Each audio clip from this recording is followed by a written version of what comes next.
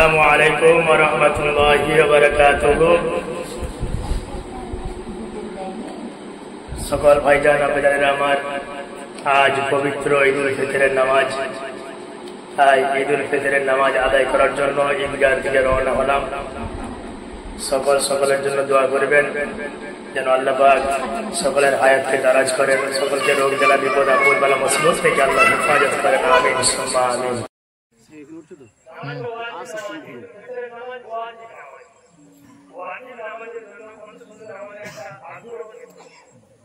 আড়ে করে দেবো